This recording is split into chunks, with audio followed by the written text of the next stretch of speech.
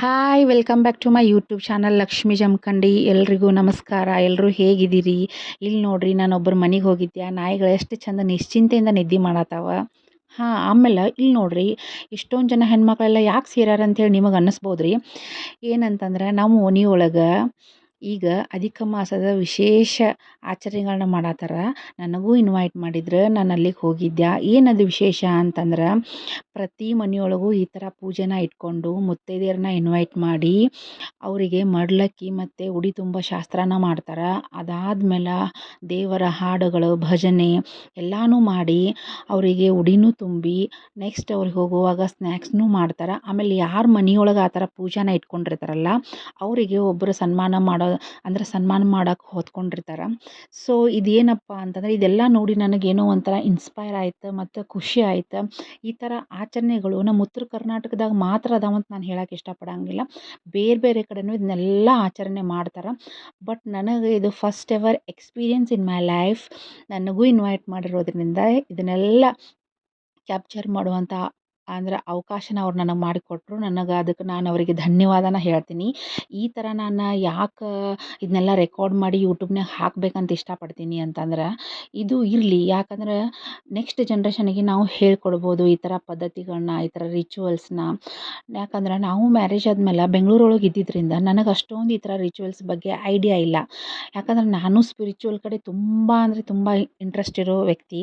But ಈ ಥರ rituals ಎಲ್ಲ ನನಗೆ ಅಷ್ಟೊಂದು ಗೊತ್ತಿಲ್ಲ. ಅಧಿಕ ಮಾಸದಾಗ ಈ ಥರ ಎಲ್ಲ ನೋಡ್ರಿ, ಎಲ್ಲ ಪ್ರತಿ ಮನೆಗೂ ಹೋಗಿ ಎಲ್ಲರನ್ನೂ ಇನ್ವೈಟ್ ಮಾಡಿ ಅವರಿಗೆ ಕರೆದು ಅವರಿಗೆ ಉಡಿ ತುಂಬಿ ಇಷ್ಟೆಲ್ಲ ಮಾಡಿದ್ದು ನೋಡ್ರಿ ಅವ್ರದ್ದೆಲ್ಲ ಹೆಣ್ಮಕ್ಳದ್ದು ಎಷ್ಟು ಎನರ್ಜಿ, ಎಷ್ಟು ಉತ್ಸಾಹ, ಅದೆಲ್ಲ ನೋಡಿ ನನಗೆ ಭಾಳ ಖುಷಿ ಆಯ್ತು. ಇವರೆಲ್ಲ ತೋರಿಸಿರೋ ದಾರಿ ಒಳಗೆ ನಾವು ನಡೆಯೋಣ ಅಂತ ಹೇಳ್ತೀನಿ. ಯಾಕಂತಂದ್ರೆ ಇವಾಗ ಎಷ್ಟೋ ಪದ್ಧತಿಗಳು, ಎಲ್ಲ ರಿಚುವಲ್ಸ್ ಎಲ್ಲ ಕಮ್ಮಿ ಆಗ್ತಾ ಹೊಂಟಾವ. ಯಾಕೆ ಏನು ಅಂತ ಗೊತ್ತಿಲ್ಲ. ಬಟ್ ಇವೆಲ್ಲ ಅಲ್ಲಿ ಇಲ್ಲಿ ಕೆಲವೊಂದು ಅಟ್ಲೀಸ್ಟ್ ಇಷ್ಟಾದರೂ ನಮಗೆ ಹೇಳ್ಕೊಡತ್ತಾರಲ್ಲ, ಅದನ್ನೆಲ್ಲ ನಾವು ಕಲ್ತ್ಕೊಂಡು ಮುಂದುವರಿಯೋಣಂತ ಹೇಳಕ್ಕೆ ಇಷ್ಟಪಡ್ತೀನಿ. ನೋಡ್ರಿ, ಇವ್ರ ಮನೆಯೊಳಗೆ ಪೂಜೆ ಇಟ್ಕೊಂಡ್ರೆ ಅವ್ರಿಗೆ ಸನ್ಮಾನ ಮಾಡತ್ತಿರ.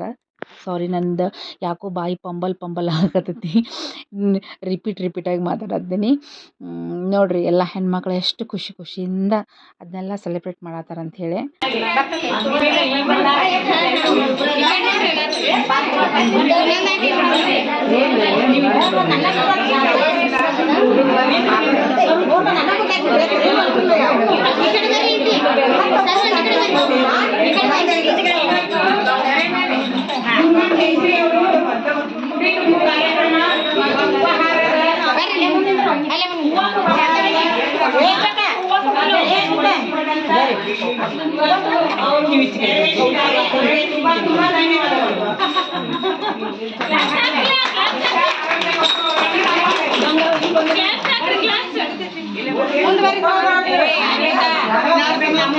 ನೋಡು,